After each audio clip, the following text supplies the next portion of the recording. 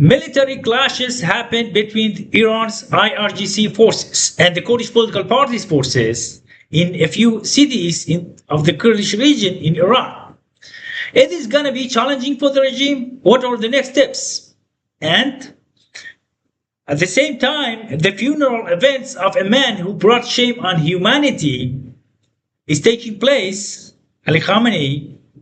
Iran is plotting Donald Trump's assassination. I'll explain how. Please stay tuned.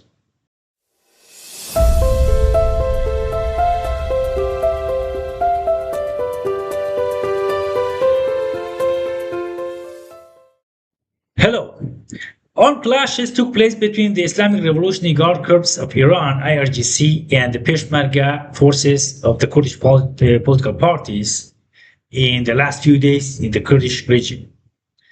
It happens in 4 cities, in the city of Bana, city of Pawa, city of Piranshar, and in the city of Mahabad. Overall, 10 Peshmerga forces lost their lives. 6 members of the Democratic Party of Iranian Kurdistan lost their lives in the city of Piranshar. They were ambushed by IRGC forces.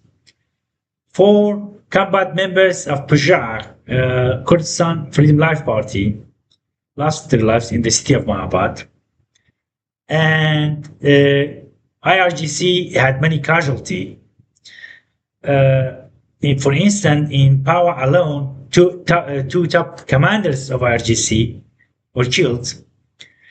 The Peshmerga forces of these Kurdish political parties didn't fall in combat by accident. The evidence points to the fact that they have a specific plan, and this is the start of it. Although the regime mapped out, their goals are clear, they are bold, and they are inspiring.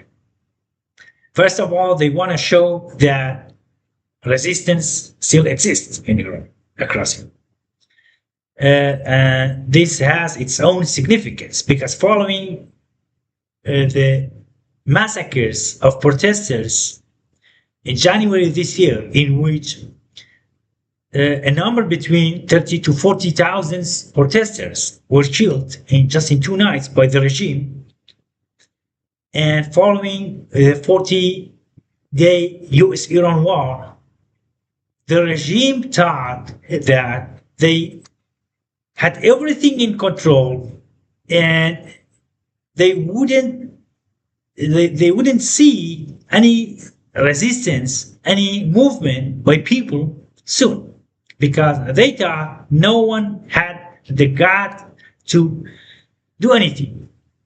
And they think people don't have the guts to come back to the streets. And in fact, it happened just a few days ago. People took to the streets. And I'm telling you, when it happens, these Kurdish political parties wanna raise people's morale to combat the regime, and they've done so, raising people's morale by resistance in the Kurdish cities, by Peshmerga forces going into combat with the regime and military operations, and by encouraging Kurdish cities to go on strike or to demonstrate, and in this way they have inspired other cities in the across Iran to people of other cities to come out and took to the streets against the regime. And this time it's something similar is happening. It has its precedent. These parties want to send a message also to those loyal to the regime, because they want to tell them, for them, it hasn't over yet. That better take side with people. Otherwise, sooner or later, they will have to pay for their services for the regime, and they will face people's anger. Apart from these political parties wanna send a message to the world. They want to be backed up by the free world, especially the European countries and the United States. And last but not least, the plan is to mobilize people. And when a few nights before, 6 Peshmerga forces of the Democratic Party of Iran in Kurdistan were killed in the city of Piranshar, in the city of Mahabad. A young man were attacked by IRGC because he was wearing Peshmerga attire, like I'm wearing now. I'm wearing this in solidarity with Peshmerga in order to say that I try to be their voices. And there were a few young men. They were attacked. One of them was killed, and others, 3 of them, were wounded by the IRGC. People of Mahabad took to the streets, and they stayed in the streets for 2 nights. And this is significant because it seems the plan is going on very well. These political parties want to mobilize a movement like Women Life Freedom that happened in 2023 that paralyzed the regime for months. They don't want a movement like that that happened back in January, where the regime put an end to the demonstrations just in 2 nights.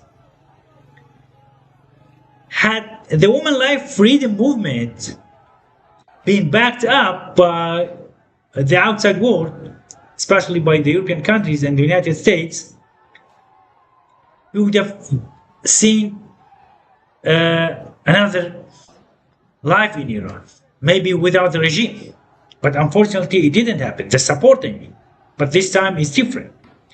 Something else that I should talk about is at a time when a grand religious and political spectacle is happening inside Iran, the funeral events of Ali Khamenei, who was killed on 28th of February this year, the Iran's leader, who he was revered by fanatics of the regime, but reviled by most of people inside Iran and in the region. And now this spectacle inside Iran is happening. He ruled with iron fist. He ruled with brutality, and he ordered indiscriminatory killing of protesters in many occasions. And now this spectacle. But the news is this: the IRGC has formed a unit specialized to assassinate Donald Trump, and this is serious. This is serious. At the funeral in Tehran, most attendees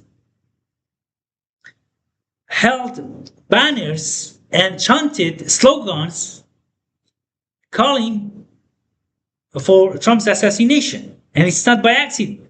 Look at a unit has been formed by IRGC, and these banners and these slogans, it should be taken seriously. Well, it's the end of this episode. Have a nice day.